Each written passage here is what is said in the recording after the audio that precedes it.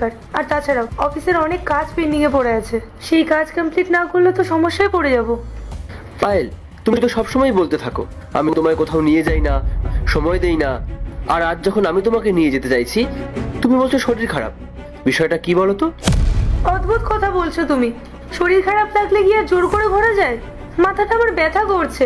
আর তাছাড়াও ঘুরতে যাওয়ার সময় তো আর শেষ হয়ে যাচ্ছে না, আমরা অন্য কোনো দিন যাব। তুমি যাও তো এখন। পায়েল, তোমার কথাগুলো কেমন যেন লাগছে।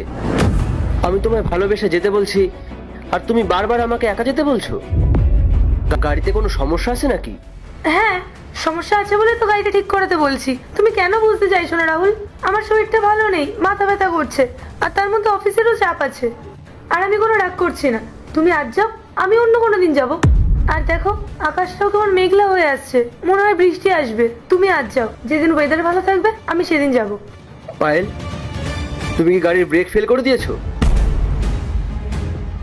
তুমি কি চেয়েছো আমি গাড়ি নিয়ে বেরোলে কোনো দুর্ঘটনা ঘটুক, যাতে তোমার রাস্তা ক্লিয়ার হয় আর তুমি তোমার বয়ফ্রেন্ডের সাথে থাকতে পারো? এটাই কি সত্যি? রাহুল, তুমি এসব কি বলছো? তোমার মাথা কি সত্যি খারাপ হয়ে গেছে? আমি তোমার ক্ষতি চাইবো? তুমি এটা ভাবতে পারলে? ঠিক আছে, যদি এসব না হয় তবে চলো আমার সাথে, এক্ষুনি চলো। রাহুল, বাড়াবাড়ি করছো কিন্তু। আমি যখন বলেছি আমি যাব না, তার মানে আমি কিছুতেই যাব না। আরে আমার শরীরটা খারাপ লাগছে, তুমি কেন বুঝতে চাইছো না? কেউ কি তোমার কান ভাঙাচ্ছে?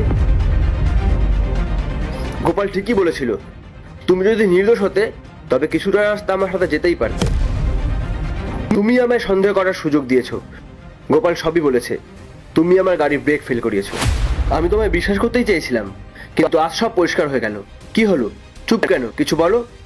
রাহুল, ও তোমাকে যা বলেছে তুমি তাই বিশ্বাস করে নিলে? আমি জানি ও কেন এমনটা করেছে। গতকাল আমি ওকে সামান্য বকা দিয়েছিলাম, আর ঠিক তাই জন্যই ও আমার নামে মিথ্যে বদনাম রটাচ্ছে। এই, তুই কেন মিথ্যা কথা বলছিস রে? আমাদের সংসারটা তুই ভেঙে দিতে চাস? ম্যাডাম, আমি একদম মিথ্যা কথা বলছি না। আমি শুধু এটাই চাই যে মালিকের যেন বড় বিপদ না ঘটে। গোপাল, ছাড়, ও ওর দোষ স্বীকার করবে না। পায়েল, তুমি ওকে এতটাই ভালোবাসো যে আমার গাড়ির ব্রেক ফেল করিয়ে দিলে। কিন্তু এই অভাগা ছেলেটার কপাল খারাপ যে তোমার মতন একজন মেয়েকে লাইফ পার্টনার করেছে। আচ্ছা, টাকা পয়সা কি কিছু আছে নাকি ভিখারি? আমার তো মনে হয় তোমার টাকাতেই ও জীবন চালায়। কি তাই তো? রাহুল, চুপ করো। আমার বয়ফ্রেন্ডের সম্পর্কে তুমি আর একটাও খারাপ কথা বলবে না।